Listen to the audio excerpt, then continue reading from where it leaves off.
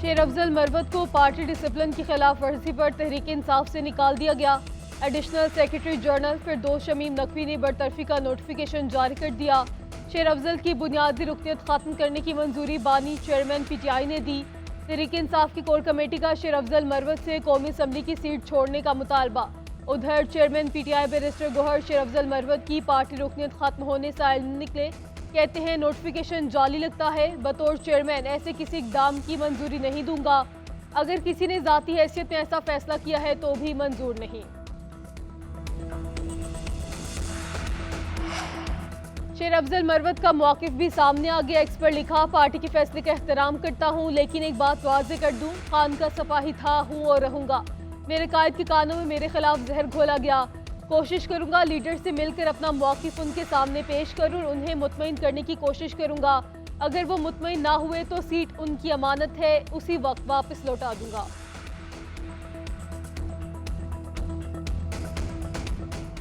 Iran, Hezbollah और Hamas के हमलों का खतरा। अमरीकी वज़ीर दिफा ने मजीद बहरी क्रूज और तबाहकुन जहाज मशरिक़ वस्ता भेजने का हुक्म दे दिया। पेंटागन के मुताबिक बहरी क्रूज तबाहकुन जहाज बैलिस्टिक मिसाइल मार गिराने की सलाहियत रखते हैं।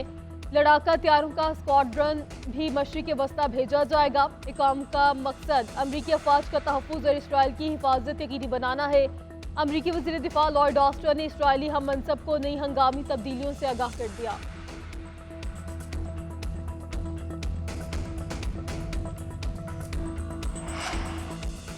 ईरान इसराइल पर 12 अगस्त को हमले की भरपूर तैयारी कर रहा है। गैर मुल्की मीडिया का दावा। गैर मुल्की मीडिया रिपोर्ट्स के मुताबिक तेहरान इंतजामिया ने खास दिन पर इसराइल को निशाना बनाने का फैसला किया है।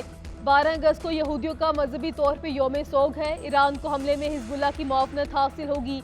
अमरीकी सदर जो बाइडन मुमकिन ईरानी हमले के बाद इसराइल को जवाब न देने का कह चुके।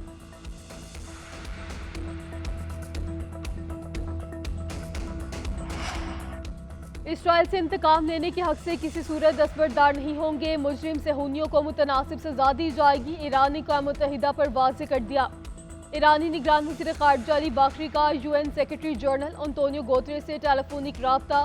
अली बाकरी ने कहा, हमास रहनुमा इस्माइल हनिया को शहीद करके ईरान की कौमी सलामती पर हमला किया गया। इसराइली इलाकाई और आलमी अमन इस्तेहकाम को खतरे से दो चार किया। अमन इस्तेहकाम के लिए आलमी बरादरी इसराइल के खिलाफ खड़ी हो। ईरानी वज़ीर ख़ारिजा का आलमी बरादरी से गजा में जराइम रोकने के लिए इसराइल पर दबाव डालने का मुतालबा।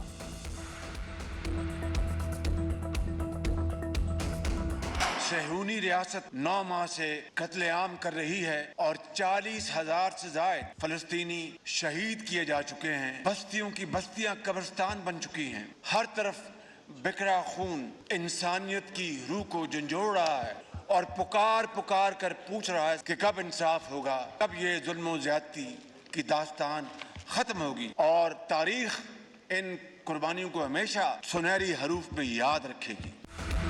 कौमी असम्बली में इसराइली जारहियत और इस्माइल हनिया के कातिल के खिलाफ मुज़म्मती करारदाद मंजूर। वज़ीर आज़म शहबाज शरीफ ने कहा, फ़लस्तीन आज कत्लगाह बन चुका है। गजा में 9 माह से कत्लेआम जारी है। खातीन और बच्चों समेत 40,000 से ज़ायद फ़लस्तीनियों को शहीद कर दिया गया। अस्पतालों, स्कूलों और मीडिया नुमाइंदों को निशाना बनाया गया। इस कत्लेआम पर आंखें बंद करने से काम नहीं चलेगा। सेहूनी रियासत को कटहरे में लाना होगा। वज़ीर आज़म शहबाज शरीफ की ज़ेर सदारत वफाकी काबीना का इजलास। इस्माइल हनिया के लिए फातह खानी। फ़लस्तीन में इसराइली मुज़ालिम की मुज़ामत की गई।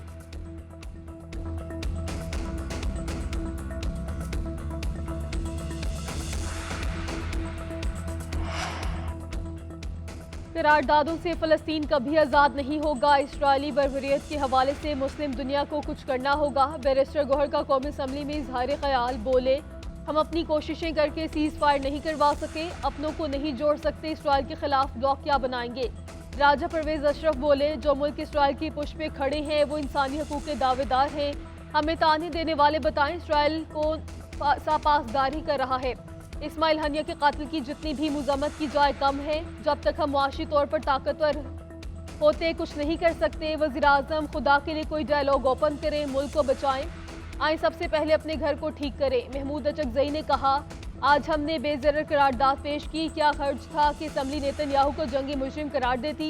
इस पर इंसानियत के कातिल के तौर पर मुकदमा चलाने का मुतालबा किया जाता। पाकिस्तान अक़वाम मुत्तहिदा में जाए और बदमाश रियासत को कटहरे में लाने की कोशिश करे।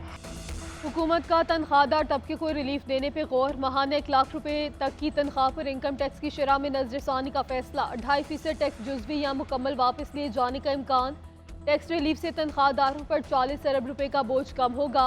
300 से 400 यूनिट बिजली इस्तेमाल करने वालों को बिलों में रियायत के लिए मुख्तलिफ तजावीज़ ज़ेर गौर। वज़ीर-ए-आज़म का मुआशी टीम को टास्क, हतमी मंजूरी IMF से ली जाएगी।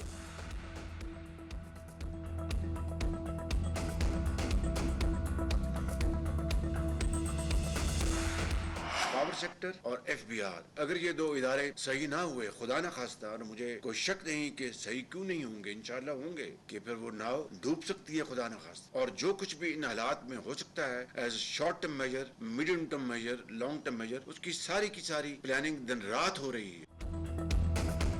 पावर सेक्टर और FBR से करप्शन खत्म ना हुई तो मुल्क की कश्ती डूब सकती है। बिजली सस्ती करना इत्तेहादी हुकूमत और नवाज शरीफ का एजेंडा है। वज़ीर-ए-आज़म का वफाकी काबीना के इजलास में इजहार ख्याल बोले, हमें किसी दौर के मुआहदों को ताने का निशाना नहीं बनाना चाहिए क्योंकि हम सियासत नहीं कर रहे।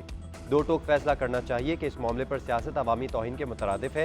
एक सियासी पार्टी से पूछता हूँ 10 साल दौर में एक सूबे में क्या किया? बड़े बड़े नारे लगाए गए, 300 डैम लगाने जा रहे हैं, क्या इनके सूबे में एक डैम भी लगा? बातें करना बहुत आसान और काम करना बहुत मुश्किल है। आपको एब्सोल्युटली नॉट याद होगा, बैठे बिठाए ताल्लुकात को ख़राब कर दिया गया। हम दोस्त ममालिक से ताल्लुकात बहाल करने के लिए आज भी कोशिशें कर रहे हैं।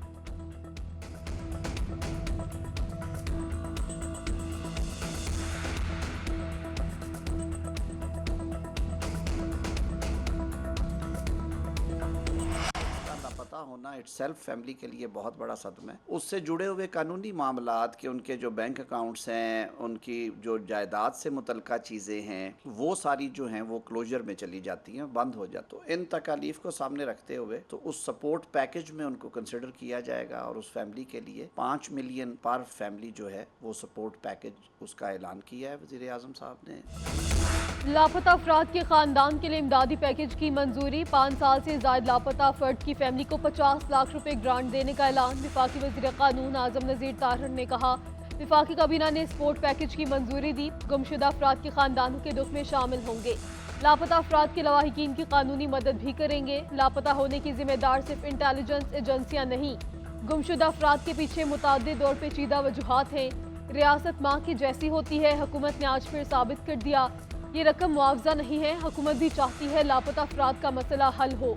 लापता अफराद से मुतल्लिक कमेटी मुस्तहकीन का तयन करेगी। ऐसे केसेस जो लीगल मैकेनिज्म के जरिए बने, उनकी तादाद 2000 से जायद है।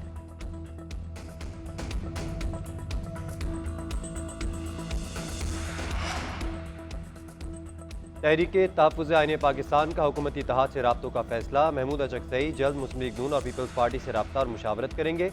उधर तहरीक इंसाफ और JUI के इत्तेहाद के मामले पर पेशरफ्त। दोनों जमातों की मुज़ाकराती कमेटीज़ की मुलाकात तय पा गई। JUI और PTI की मुज़ाकराती कमेटीज़ का पहला इजलास मंगल को होगा। मुलाकात में मौलाना फजलुर रहमान भी शरीक होंगे। दोनों जमातों ने 5-5 रुकनी कमेटियाँ तश्कील दे रखी हैं।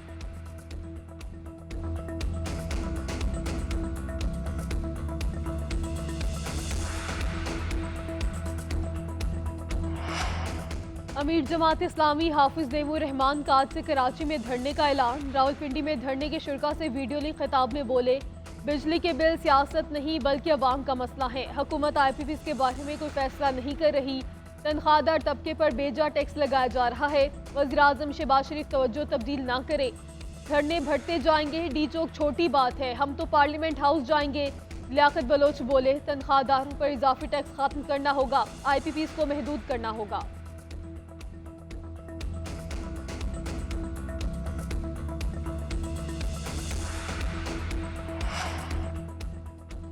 कराची में वक्फे से बारिश का सिलसिला जारी। शाहराह फैसल, मलिर सदर, II चंद्रीगढ़ रोड और दीगर इलाकों में रिमझिम से मौसम खुशगवार।